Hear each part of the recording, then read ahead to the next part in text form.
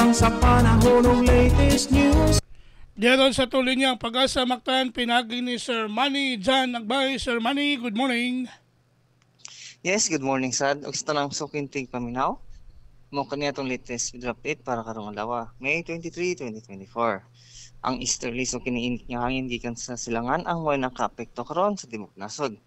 Gawas ani nakita gina-monitor karon nga LPA diri sa may eastern portion sa Mindanao nga pwede makadala og mga katag-katag na mga pag-ulan ug mga panugdog ug kilat diri sa sugpog sa silangang bahin sa Visayas ug mahantod na sa Domingo.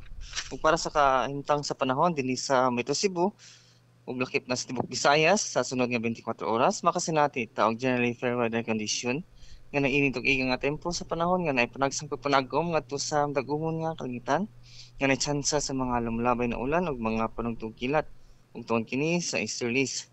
Samtang hinay nga tuna sa kasarangan nga hangin nag-uros gikan sa silangan ngadto na sa mirang silangan ang mopuslabi sa tibuok Visayas. Dinabalod sa atong kadagatan malinawan ngadto na sa kasarangan ang pagbalod. Ug para karong adlaw wala ra kita giisyong nga gale warning dinhi sa tibuok Visayas. Dinhi sa Subo atong dagat motaob karong alas 10:23 sa buntag nga naikalawman nga 1.67 meters ug munas unya nga alas 5:28 sa hapon nga naikamabo ng negative 0.19 meters. Dinhi sa Metro Cebu ang atong temperatura para karong adlaw mag-range kini gikan sa 28 to 33 degrees Celsius. Ug atong maximum heat index para karong adlaw posible moabot og 40 degrees Celsius. Atong sunrise karong ganiha alas 5:22 sa buntag ug atong sunset unya alas 6 sa hapon.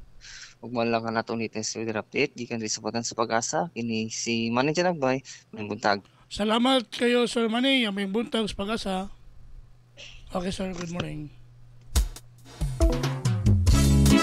Inyo gadabati si Sir Manny Jan Agbay, ang atong widow specialist gikan sa Pag-asa Mactan.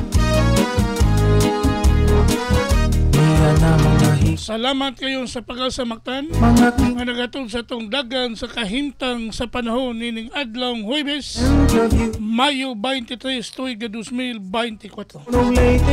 Salamat sa Pag-asa Mactan ug mayong buntag kaninyong tanan. Panahon ka o paminaon sa'yo sa kabuntagon.